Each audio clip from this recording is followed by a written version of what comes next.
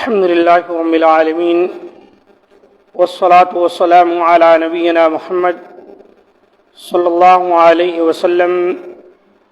وعلی آلہ واصحابہ اجمعین ومن تبعهم بإحسان إلى يوم الدین وأشهد أن لا إله إلا الله وحده لا شريك له وأشهد أن محمدا عبده ورسوله۔ معزز سامعین اکرام، سیدنا عمر بن خطاب رضی اللہ تعالیٰ عنہ کی سیرت تسلسل کے ساتھ بیان ہوتی آ رہی ہے، اور ہم ان کی زندگی کے کچھ عملی پہلو کے سلسلے میں گفتگو کر رہے ہیں۔ آج کے درس میں جو بات بیان کی جائے گی وہ یہ کہ نبی صلی اللہ علیہ وسلم کی اطاعت و فرما برداری، یہ حضرت عمر فاروق رضی اللہ تعالیٰ عنہ کے اندر کوٹ کوٹ کر بھری ہوئی تھی۔ جناب عمر رضی اللہ تعالیٰ عنہ کو چونکہ نبی صلی اللہ علیہ وسلم سے شدید محبت تھی، اس لیے وہ آپ صلی اللہ علیہ وسلم کے صدق دل سے اطاعت و فرما برداری کرتے تھے، اور آپ صلی اللہ علیہ وسلم کی احادیث مبارکہ کے سامنے اپنے آپ کو جھکا دیتے تھے۔ حضرت عمر بن خطاب رضی اللہ تعالیٰ عنہ بیان کرتے ہیں کہ رسول اللہ صلی اللہ علیہ وسلم نے فرمایا، ان اللہ عز وجل ینہاکم ان تحلفوا بآبائکم، بے شک اللہ تعالیٰ تمہیں منع کرتا ہے کہ تم اپنے باپوں کی قسم اٹھاؤ۔ حضرت عمر فاروق رضی اللہ تعالیٰ عنہ یہ حدیث بیان کر کے فرماتے ہیں، فواللہ ما حلفت بها منذ سمعت رسول اللہ صلی اللہ علیہ وسلم نہا عنہا ذاکرا ولا آثرا، یعنی میں نے جب سے رسول اللہ صلی اللہ علیہ وسلم سے یہ سنا کہ آپ نے اس سے منع کر دیا ہے، تب سے میں نے کبھی ایسی قسم نہیں اٹھائی،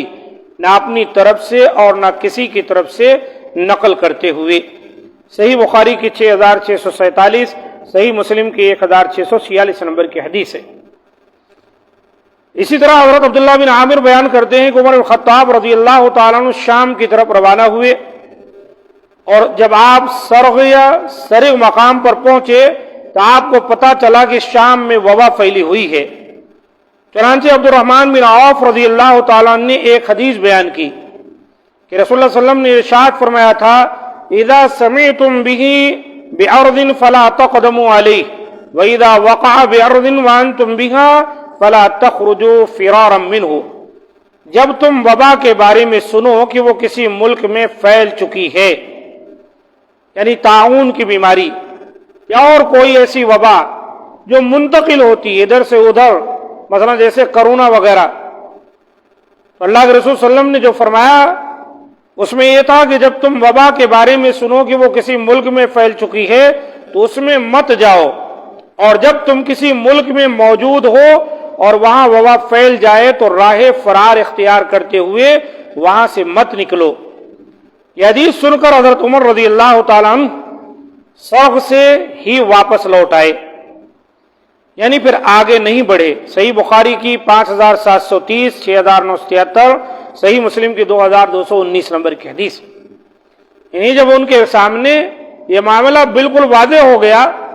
کہ اللہ کے رسول کی حدیث ہے کہ آپ نے فرمایا یہ طاعون یا اس جیسی بیماری جو کہ متعدی ہوتی ہے، لوگوں کو لگتی ہے اور ان کے ذریعے سے پھیلتی ہے، آپ نے فرمایا کسی مقام پر ہے تو وہاں مت جاؤ، اور اگر تم وہاں ہو وہ بیماری ہے تو وہاں سے نکلو مت، تاکہ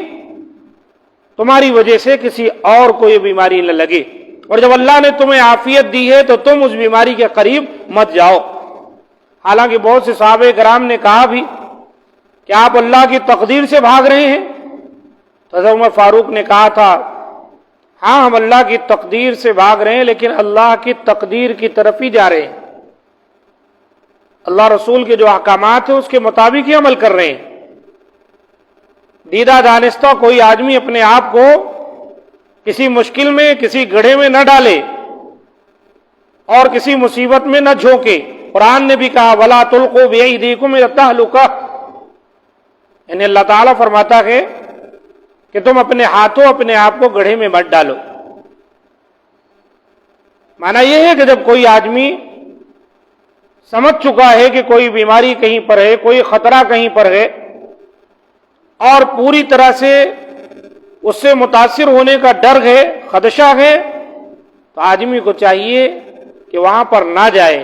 الا یہ کہ اور کوئی حکمت عملی ہو جو اس کا تقاضا کر رہی ہو۔ حضرت عمر فاروق رضی اللہ تعالیٰ عنہ وہاں نہیں گئے، لوٹ آئے وہیں سے۔ حضرت عمر رضی اللہ تعالیٰ نے جب حجر اسود کا بوسہ لیا تو فرمایا اما واللہ انی لأعلم انک حجر لا تضر ولا تنفع ولولا انی رأیت رسول اللہ صلی اللہ علیہ وسلم یقبلک ما قبلتک، خبردار مجھے معلوم ہے کہ تم ایک پتھر ہو اور تم نہ نقصان پہنچا سکتے ہو اور نہ نفع، اور اگر میں نے رسول اللہ صلی اللہ علیہ وسلم کو نہ دیکھا ہوتا کہ آپ صلی اللہ علیہ وسلم نے تمہارا بوسہ لیا ہے تو میں کبھی تمہارا بوسہ نہ لیتا۔ اللہ اکبر، حجر اسود کا بوسہ لیا جاتا ہے، رسول اللہ صلی اللہ علیہ وسلم ثابت ہے۔ کسی کے ذہن میں یہ بات آ سکتی ہے کہ مسلمان بھی تو ایک پتھر کی توقیر کرتے ہیں، پتھروں کے پجاری تو ساری دنیا میں موجود ہیں، تو مسلمان بھی حجر اسود نامی ایک پتھر ہے جس کو چومتے ہیں، اپنے ذہن میں وہ سمجھ سکتے ہیں کہ اس کی پوجا کرتے ہیں۔ تو حضرت عمر فاروق نے یہ بات کہی تھی۔ اور ہمارے ملک میں ہندو بھائیوں کے یہاں بھی بعض لوگ کہتے ہیں کہ وہ جو حجر اسود ہے وہ دراصل شنکر جی ہیں، وہاں جا کے بیٹھ گئے ہیں چھپ کے، اگر لے جا کر گنگا جل ڈال دو اس کے اندر نا تو واپس آ جائیں گے۔ عجیب عجیب جو ہے باتیں، ایسا کچھ نہیں۔ حجر اسود جنت سے آیا ہوا ایک پتھر ہے۔ اللہ کے رسول نے کہا یہ دودھ کی طرح سفید تھا، ابن آدم کے گناہوں نے اسے کالا کر دیا اور اس کا نام ہے حجر اسود پڑ گیا۔ یہ جو تھیوری بتاتے ہیں، یہ جو باتیں کرتے ہیں، اس کی کوئی حقیقت ہی نہیں۔ حضرت عمر فاروق نے ایسے لوگوں کو کیا تعلیم دی؟ اس پتھر کے سامنے کھڑے ہو گئے، کہا واللہ انی لاعلم انک حجر، اے پتھر میں جانتا ہوں تو پتھر ہے، لا تضر ولا تنفع، تیرے اندر کسی کو نقصان یا فائدہ پہنچانے کی کوئی طاقت نہیں۔ ساری دنیا کو یہ پیغام دے دیا کہ ہم حجر اسود کا بوسہ لیتے ہیں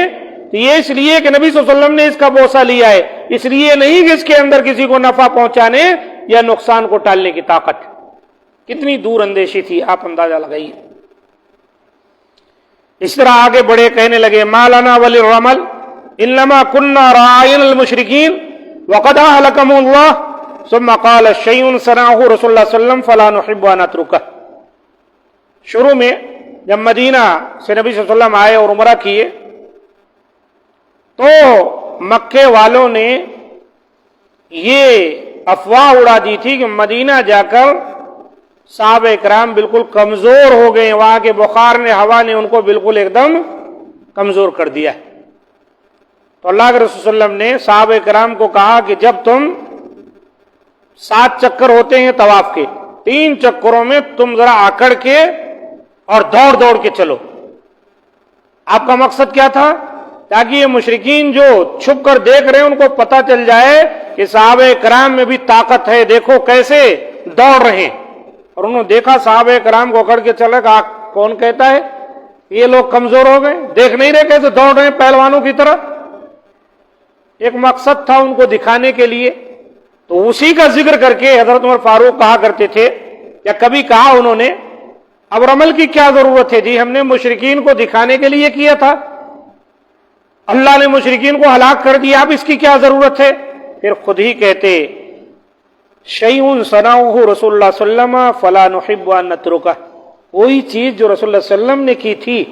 گرچہ کہ مشرکین کو دکھانے کے لیے، اب ہم اس کو نہیں چھوڑ سکتے۔ یہ دراصل سنت کی اتباع کا جذبہ تھا کہ اللہ کے رسول نے جو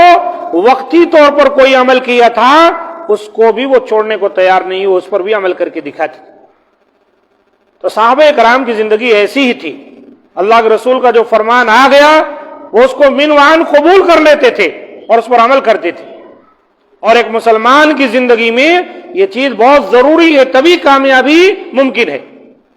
ورنہ ہم کامیاب نہیں ہو سکتے۔ یہ حدیث جو آپ کو بیان کی گئی یہ بھی صحیح بخاری کی ہے 1605، صحیح مسلم کی 1270۔ یہ حضرت عمر فاروق رضی اللہ تعالیٰ عنہ ہیں جو اپنے اندر اطاعت رسول کا بہت اونچا جذبہ رکھتے تھے. رسول اللہ صلی اللہ علیہ وسلم کی کوئی حدیث چھوٹ جائے یہ ان کے لیے گوارا نہ تھی، اور اسی کی تعلیم بھی دیتے تھے. آگے آ رہی بات کہ جب ان پر خنجر مارا گیا اور زخمی ہو گئے اور اسی حال میں تھے کہ ایک صاحب آئے اور کچھ باتیں ہوئی، جانے لگے تو ان کو بلایا، کہا میرے بھائی ادھر آؤ، تمہارے جو ازار ہیں وہ ٹخنے کے نیچے ہیں، اس کو اوپر کر لو، اس سے تمہارا کپڑا بھی بچ جائے گا اور نبی صلی اللہ علیہ وسلم کی سنت پر بھی عمل ہو. دیکھا آپ نے، یعنی الامر بالمعروف والنہی عن المنکر کا یہ جذبہ تھا کہ ایسی حالت میں جبکہ ایک دو تین دن کے مہمان ہیں پھر بھی کسی کو کسی غلط کام پر دیکھے اس کو ٹوک دیا. آج ہمارے یہاں اس کی کوئی وقات نہیں، لوگ سلاتے ہی ٹخنے کے نیچے اپنا کپڑا ہے، پینٹ پاجامہ، نماز کے وقت اس کو اٹھا لیتے ہیں. میرے بھائی آپ سلاتے وقت ہی ٹخنے سے اوپر اگر سلائیں تو کیا حرج ہے؟ اللہ کے رسول نے منع کیا اس چیز سے، اور آپ فرماتے تھے ما اسفل من الکعبین فهو فی النار، کہ جو کعبین کے نیچے، دونوں ٹخنوں کے نیچے کپڑے کا حصہ ہے وہ جہنم میں جائے گا.